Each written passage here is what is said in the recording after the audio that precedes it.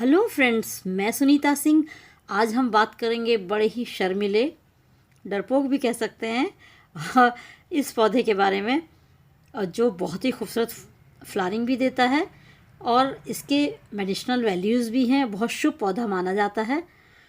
तो समझ गए होंगे इसका बोटेनिकल नाम मिमोसा प्यूडिका है और हम आमतौर पर इसको छुई मुई या लाजवंती कहा जाता है। इसको बहुत ही सेंसिटिव होती हैं इसकी पत्तियाँ।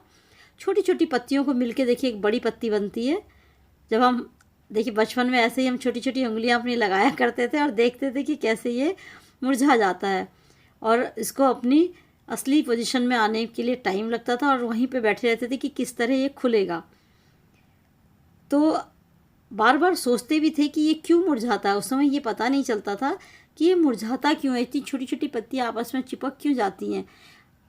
तो अब हम थोड़ा सा इस बारे में बात करते हैं कि ये क्यों ऐसे मुरझा जाता है। दरअसल जब छुई मुई के पौधे को छुआ जाता है तो इसके जो पत्ती है बड़ी वाली, इसके बीच में बड़े सेंसिटिव सेल होते हैं।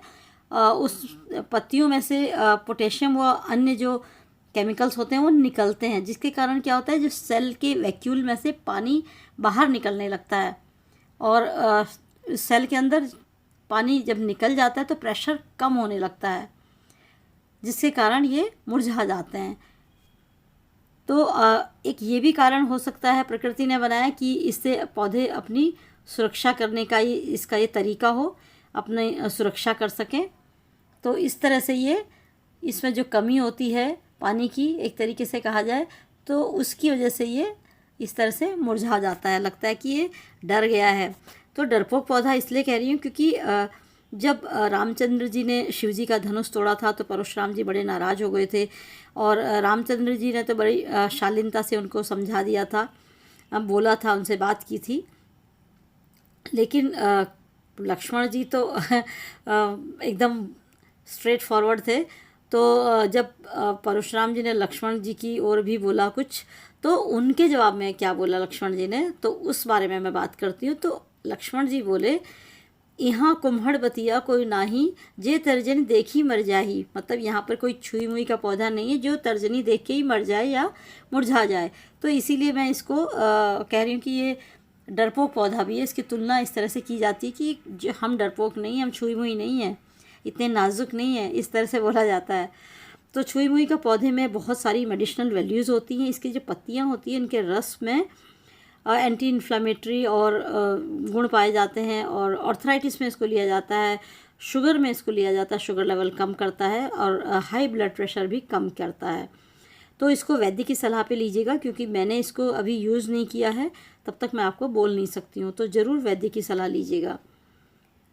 और इसका प्रोपोगेशन भी बहुत इजी है। इसकी जो थोड़ी सी हार्ड स्टिक्स होती हैं, कटिंग्स, वो लीजिएगा। जैसे शुरू की मुलायम मुलायम है वो मत लीजिएगा, थोड़ी सी ब्राउन कलर की जो कटिंग है उसको लीजिए और लगा दीजिए एक वेल ड्रेन सैंडी सॉइल में।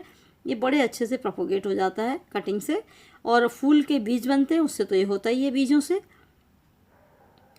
मुरझाने के बाद ये कम से कम 7 मिनट इसने लिए थे अपनी पोजीशन में आने के लिए। तो इस तरह से, लेकिन जैसे मैं कर रही हूँ, बार बार नहीं करना चाहिए, इसमें कमी आ जाती है, क्योंकि ये बार बार स्ट्रेस में आता है और इससे पौधे को परेशानी होती है। तो बचपन की बात और थी, लेकिन अच्छा तो लगता है करने में, ये खेलने में। तो इस तरह से इसमें स्ट्रेस में आता है तो ये मुरझा जाता है, एक तरीके से माना जाए, सिंपल लैंग्वेज में बोला जाए तो। और इसके लिए वेल ड्रेन सैंडी सॉइल लीजिएगा। कोई भी पौधा सॉगी सॉइल में बिल्कुल भी ठीक नहीं चलता है। हर एक के लिए हमें सैंडी सॉइल लेनी ही पड़ती है। सैंडी मतलब वेल ड्रेन हो, चाहे उसमें आप वर्मी कंपोस्ट के द्वारा करें या परलाइट के द्वारा इसको सॉफ्ट करें, राइस हस्क लें या फिर कोकोनट हस्क लें, कुछ भी लें आप। तो इस तरह भुरभुरी करनी है मिट्टी को, मेन मकसद ये है। तो आपके यहाँ अगर सैंड है तो आप सैंड ले सकते हैं। तो इसी तरह 40% सैंड ले लीजिए, 30% गार्डन सॉइल, 30% इसमें कंपोस्ट डाला हुआ है। जैसे काउडंग ले लीजिए पुराना, 1-2 साल पुराना, उसको डाल दीजिए, अच्छे से भुरभुरी मिट्टी बनाइए और लगा दीजिए। इसकी कटिंग भी बहुत अच्छे से कटिंग ग्रो हो जाती है। पानी इसको चाहिए होता है, बस इतना कि इसमें नमी बनी रहे। बहुत ज़्यादा कीचड़ या बहुत बार बार पानी इसमें मत डालिएगा। बस देखिए कि 2 इंच गहरा अगर फिंगर डालें तो नमी है वहाँ पे, तो इसका मतलब ये ठीक है, बहुत ज़्यादा पानी देने की ज़रूरत नहीं है इसमें। बहुत ही हार्डी प्लांट है, कहीं भी इसकी ये उग जाता है, इतनी इसकी केयर करने की ज़रूरत नहीं होती है। शर्मिला है, लाजवंती जी हैं ये, तो इसको एक कोने में ही रखिएगा कि बार बार कोई टच ना करे और बार बार ये स्ट्रेस में ना जाए। तो यही इसकी एक विशेषता होती है कि ये अच्छा लगता है। आपका मूड ख़राब है तो जाके बैठ जाइए, लगेगा कि कोई बैठा हुआ है इंसान, कैसे हाथ लगाओ तो ये रिएक्शन भी देता है। तो ये एक जड़ी बूटी भी है, एक तरीके से बहुत ही शुभ पौधा माना जाता है। इसको अपने घर आंगन में ज़रूर जगह दीजिएगा।